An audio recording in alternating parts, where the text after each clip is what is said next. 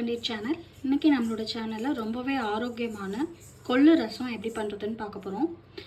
கொள்ளு ரசம் வந்து நம்ம இன்றைக்கி எப்படி பண்ண போகிறோம்னா, அதை வறுத்து அதோட ரசத்தோடு அரைச்சி எப்படி சேர்த்து பண்ணுறதுன்னு பார்க்கலாம்.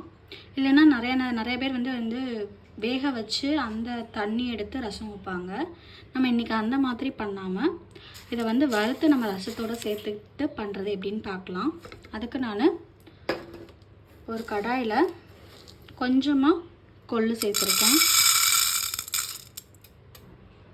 இந்த ரசத்துக்கு நம்ம கொஞ்சமாக கொள்ளு சேர்த்துக்கிட்டால் போதும். ஏன்னா நம்ம பருப்பு வேக வச்சு அதை தனியாக எடுத்து தண்ணி யூஸ் பண்ணோன்னா அது வேறு மாதிரி இருக்கும்.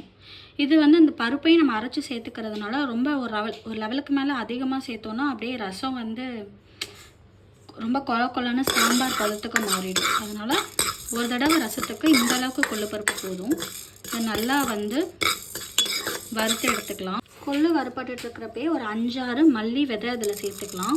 அதையும் சேர்த்து வறுத்துக்கலாம். ரசம் ரொம்பவே மணமாகவும் இருக்கும், ரொம்ப நல்லது வேறு உடம்புக்கு. நல்லா வறுபடட்டும்.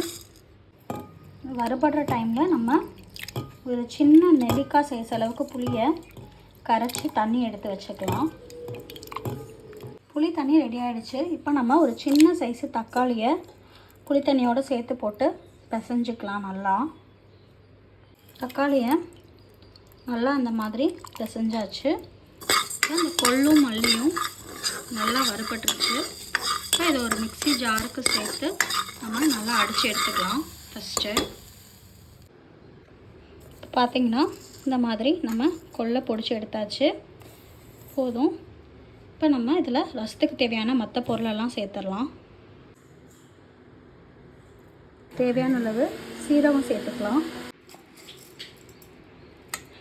கொஞ்சமாக மிளகு, காரத்துக்கு ஏற்ற மாதிரி வத்தல் நான் கொஞ்சம் தான் சேர்த்துருக்கேன். நான் மிளகு கொஞ்சம் அதிகமாக சேர்த்துருக்கிறதுனால ஸோ உங்கள் காரத்துக்கு ஏற்ற மாதிரி நீங்கள் சேர்த்துக்கோங்க. இப்போ இதை நல்லா நம்ம பொடிச்சு எடுத்துக்கலாம்.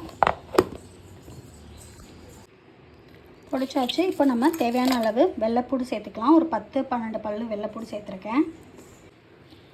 ஒரு கொத்து மல்லி இலை, ஒரு கொத்து கருவேப்பிலை சேர்த்து இதை 1-2 தட்டி எடுத்துடலாம்.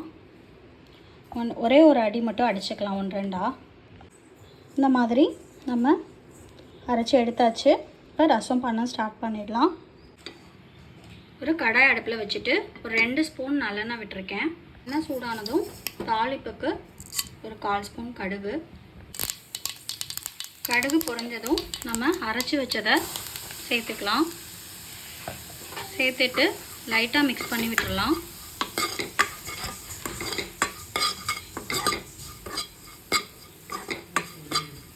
நம்ம கரைச்சி வச்சிருக்கிற புளி தக்காளி தண்ணியை இதில் சேர்த்துடலாம்.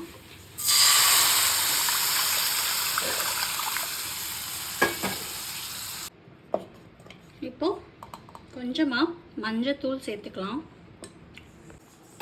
கொஞ்சமாக பெருங்காயத்தூள் சேர்த்துக்கலாம்.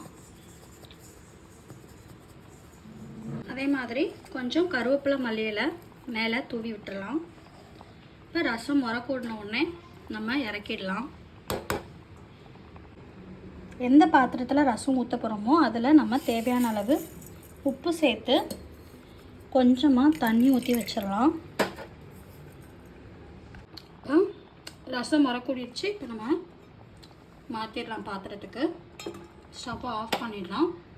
ரசம் எப்பயுமே கொதிக்க விடக்கூடாது.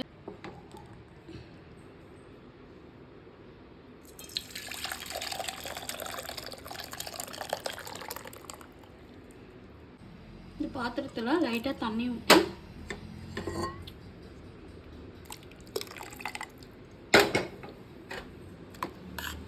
நம்மளோட ரொம்பவே சூப்பரான ரொம்ப ஆரோக்கியமான கொள்ளு ரசம் ரெடி ஆகிடுச்சு.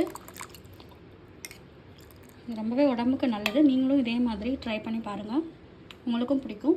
இந்த வீடியோ உங்களுக்கு பிடிச்சிருந்தா லெட்ஸ் குக் அண்ட் சேனலை லைக் பண்ணுங்கள், ஷேர் பண்ணுங்கள், கமெண்ட் பண்ணுங்கள், கண்டிப்பாக சப்ஸ்கிரைப் பண்ணுங்கள். தேங்க்யூ.